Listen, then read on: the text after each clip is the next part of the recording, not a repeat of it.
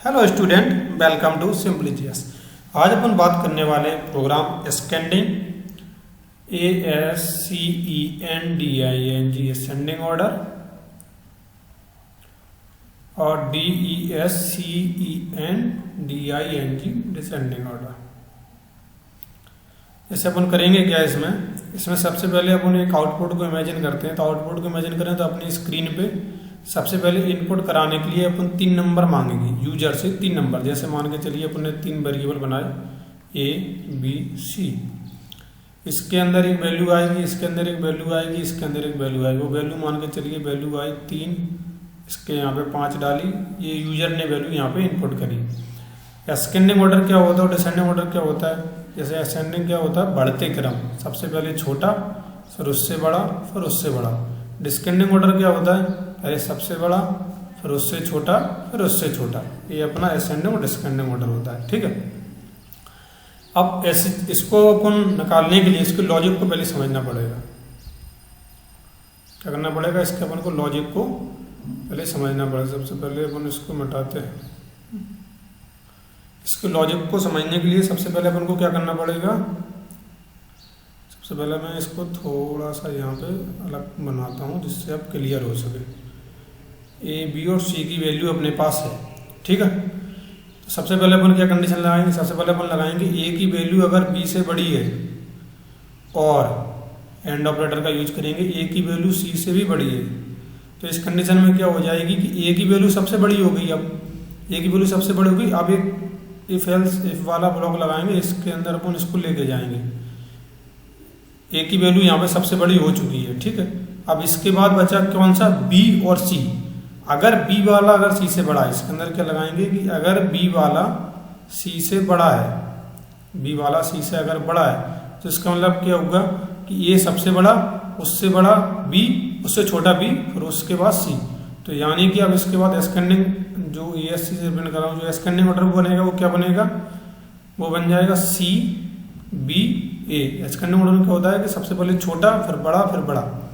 और descending order क्या बनेगा, बन जाएगा ए बी और सी, कुछ इस तरीके से अपना बन जाएगा। ठीक है, ये अपना यहाँ पे करली ब्रैकेट लगा के इसको अपन बंद कर देंगे। ये तो हो गई पहली कंडीशन। दूसरी कंडीशन में क्या होगा कि अगर ऐसा नहीं है, मतलब अगर बी अगर सी से बड़ा नहीं है तो एल्स ब्लॉक इसी के अंदर लगा देंगे इसका। जैसे इफ का यहाँ पे खोल के इसको बंद किया, बिल्कुल यहीं पे एक एल्स ब्लॉक लगा देंगे। एल्स ब्लॉक में अगर बी की वैल्यू बड़ी नहीं है सी से, तो इसका मतलब होगा कि सबसे पहले ए है, उसके बाद सी है, उसके बाद बी है। ये वाला कंडीशन बनेगा ए बी सी। और अगर ऐसा ए एग्जीक्यूट नहीं हुआ तो क्या बनेगा, सबसे बड़ा ए, उससे छोटा सी, फिर उससे छोटा बी। तो इसके बाद अपना एस्केंडिंग ऑर्डर क्या बनेगा, एस्केंडिंग ऑर्डर अपना बन जाएगा सबसे बड़ा सबसे छोटा कौन सा, बी, बी सी ए। फिर उसके बाद डिसेंडिंग ऑर्डर क्या बनेगा, ए सी बी। ए अपना एल्स ब्लॉक का। इसी तरीके से अपन बी के लिए बनाएंगे और सी के लिए बनाएंगे।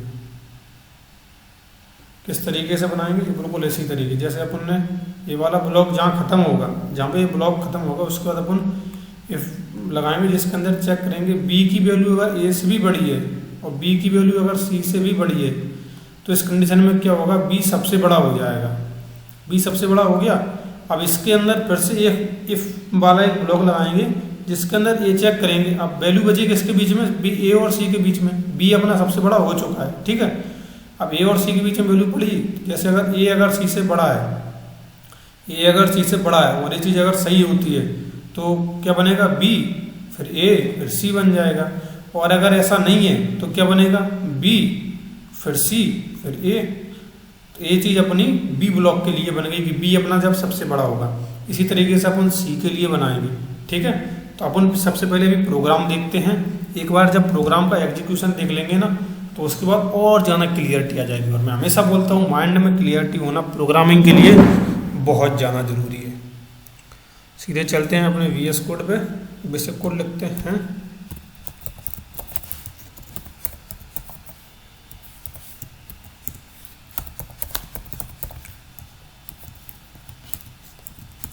अब अपन इसको एग्जीक्यूट करने की कोशिश करते हैं।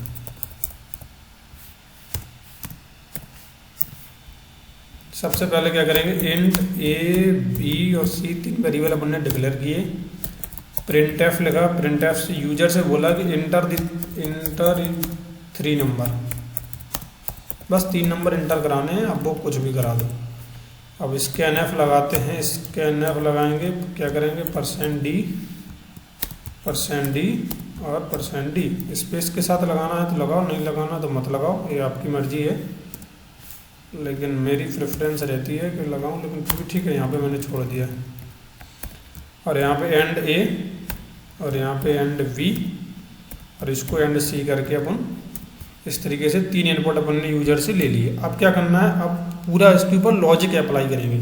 सबसे पहले लगाएंगे इफ ब्लॉक। इफ ब्लॉक के अंदर अपन चेक करेंगे या ए की वैल्यू जो है बी से बड़ी है, ए की वैल्यू बी से बड़ी है, और के लिए क्या करते हैं, एंड ऑपरेटर का यूज करते हैं। और अपन को ये चेक करना है कि ए की वैल्यू अपनी बी से तो बड़ी है ही, ए की वैल्यू अपनी किससे बड़ी है, अब ए की वैल्यू अपनी सी से भी बड़ी है, ठीक है, ए की वैल्यू अपनी सी से भी बड़ी है। इसमें इक्वल टू का साइन भी लगा देंगे, जस्ट बिकॉज इसके लिए, क्योंकि और एक सेफ्टी के लिए अपने उसको भी यूज कर लेते हैं। कुछ इस तरीके से अपना, कुछ गड़बड़ तो नहीं है, नहीं है। ये अपना इफ ब्लॉक का सबसे पहला स्टेटमेंट अपना तैयार हो गया। क्या तैयार हुआ कि ए की वैल्यू बी से भी बड़ी है और ए की वैल्यू सी से भी बड़ी है। उसके बाद अंदर जाके वो क्या चेक करेगा, अब बचे, अब किस के पहले के तो कंपटीशन खत्म हो गया ए के साथ, क्यों, ए तो सबसे बड़ा हो गया। अब बचा है कंपटीशन बी और सी के बीच में। अब बी की value greater than equal to अगर सी है, मतलब सीधी बात ये है कि अगर बी की वैल्यू अगर सी से बड़ी है तो सबसे बड़ा ए हो गया, उसके बाद बी हो गया, उसके बाद सी हो गया। तो अपन क्या करेंगे, प्रिंट एफ और लिख देंगे कि एस्केंडिंग ऑर्डर और इक्वल टू %d क्या बनेगा, एस्केंडिंग ऑर्डर का मतलब क्या होता है, बढ़ते क्रम, सबसे छोटा फिर बड़ा। तो सबसे पहले कौन सा, सी, फिर उसके बाद बी, फिर उसके बाद ए।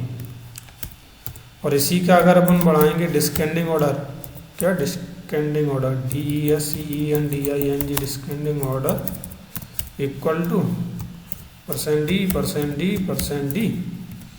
और सबसे बड़ा कौन सा है इसके अंदर, ए, फिर उससे छोटा कौन सा, बी, फिर उससे छोटा कौन सा, सी। तो इस तरीके से अपन डिस्केंडिंग ऑर्डर।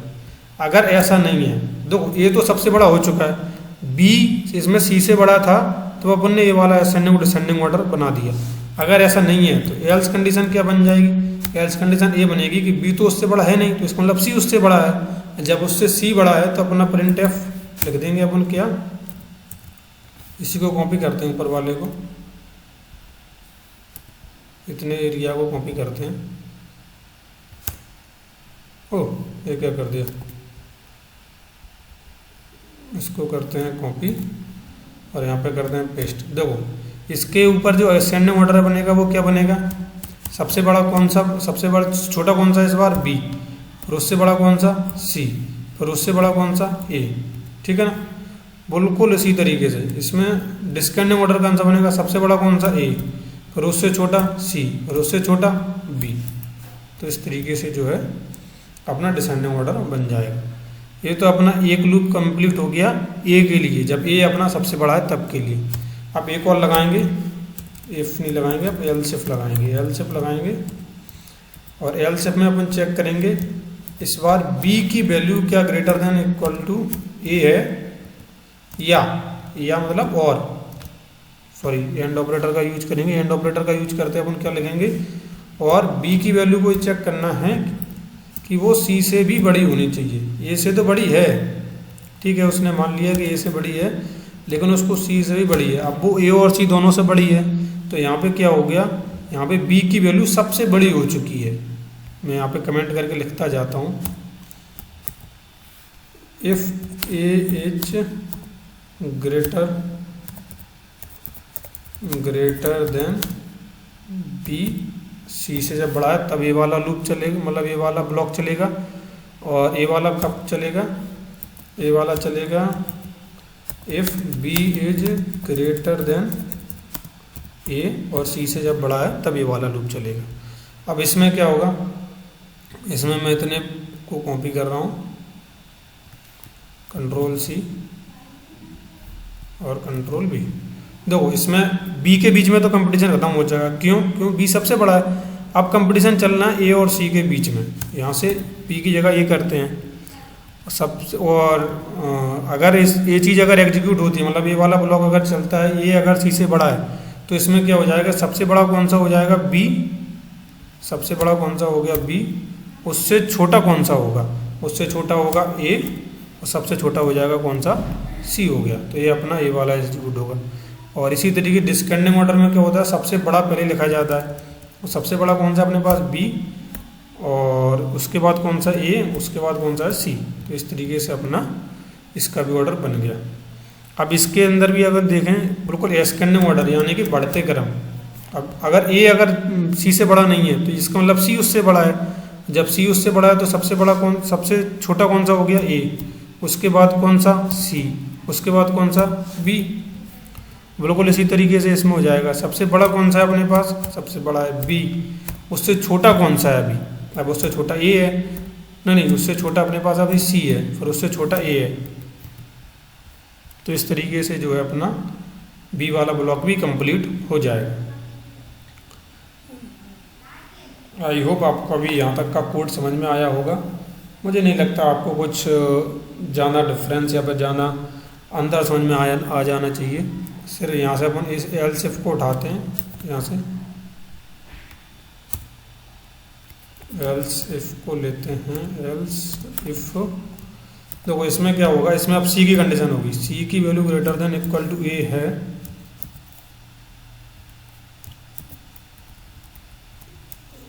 सेफ्टी के लिए इसको ले लेते हैं, सी की value greater than equal to A है, और एंड ऑपरेटर यूज करेंगे जिससे अपन ये चेक कर लेंगे सी की value greater than equal to B भी है, ए के तो बराबर है, मतलब ए से तो बड़ी है और बी से ही बड़ी है। इस केस में क्या हो गया, इस केस में जो है सी अपना जो है सी इज ग्रेटर देन ए और बी से, दोनों से बड़ा है, ठीक है। तो अब जो कंपटीशन बचा हुआ है वो किसके बीच में बचा, अब कंपटीशन बचा है ए और बी के बीच में केवल। तो अपन इफ लगाएंगे, और इफ लगाने के बाद क्या, इफ लगाने के बाद ए और बी के बीच में जो कंपटीशन बचा हुआ है उसके बारे में अपन कंपटीशन करवाएंगे। क्या करवाएंगे, ए अगर ग्रेटर देन इक्वल टू है बी, यानी कि जो ए की वैल्यू है वो अगर बी से बड़ी है तो इसके बाद अपन प्रिंट एफ कराएंगे। इसको अपन कॉपी कर लेते हैं इस वाले को,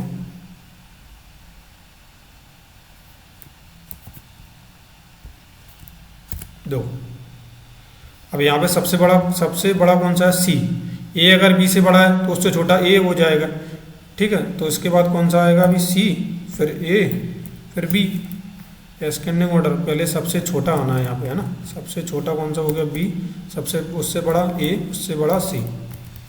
डिस्केंडिंग ऑर्डर में क्या करना है, सबसे बड़ा पहले लिखना है, सबसे बड़ा कौन सा हो गया सी, इसके उससे छोटा कौन सा ए, उससे छोटा कौन सा बी, ठीक है। तो ये अपना डिस्केंडिंग ऑर्डर। इसके बाद अपन क्या करेंगे, एल्स ब्लॉक को खोलेंगे, और एल्स ब्लॉक के अंदर क्या लिखेंगे, एल्स ब्लॉक के अंदर बहुत ही सिंपल चीज़ है, अगर बी से बड़ा नहीं है तो इसका मतलब बी ए से बड़ा है, बी ए से बड़ा तो अपन प्रिंट एफ। एस्केंडिंग ऑर्डर में क्या होता है, पहले सबसे छोटा, फिर उससे बड़ा, फिर उससे बड़ा। अब अगर बी ए से बड़ा है, यहाँ ऊपर वाले में क्या था ए बी से बड़ा था, इस वाले में क्या बी ए से बड़ा है, तो सी अपना सबसे बड़ा है, उससे छोटा बी हो गया, उससे छोटा ए हो गया, तो अपना ए सबसे छोटा हो गया, फिर उससे बड़ा बी हो गया, उससे बड़ा सी हो गया। डिस्केंडिंग ऑर्डर में क्या करना है, सबसे बड़ा पहले लिखना है। तो अपन को मालूम है सबसे बड़ा तो इसमें सी है, उससे छोटा कौन सा हो गया बी, उससे छोटा ए हो गया। इसमें क्या था ए अपना मिड था, इसमें क्या हो गया बी अपना मिड हो गया। तो इस तरीके से अपना जो है प्रोग्राम का एग्जीक्यूशन कंप्लीट हो जाएगा। आई होप अभी प्रोग्राम सही तरीके से चलेगा। फिर भी अगर कोई एरर है, कहीं पे दिखा रहा है कुछ एरर, किस जगह पे एरर है भाई,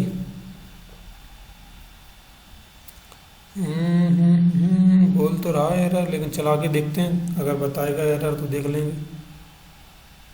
सी greater than equal to else if के अंदर 29 लाइन पे बता रहा है। चेक करते हैं 29 लाइन यहाँ पे बोल रहा है। इसको अपन ने क्लोज नहीं किया क्या? अच्छा, शायद अपन ने इसको क्लोज किया ही नहीं है। नहीं, अपन ने क्लोज तो छोड़ो, यही गलत कर दिया। इसको सबसे पहले यहाँ पे अपन को इस ब्लॉक को बंद करना है। और अभी तो मुझे नहीं लगता कि कोई एरर आनी चाहिए, लेकिन फिर भी एक बार चला के देखते हैं। बिल्कुल अपना कोड जो है सही तरीके से चल गया, रन कर गया। एंटर दबाते हैं। कोड सही तरीके से चल तो गया, लेकिन ये क्या हो रहा है भाई? एग्जीक्यूट होने के बाद ये क्या चीज़ हो रही है? की टू क्लोज इट। इसको तो मैं क्लोज कर दूंगा, लेकिन इसको मैं चाहता हूँ। यार ये अलग ही लफड़े दे रहे हैं।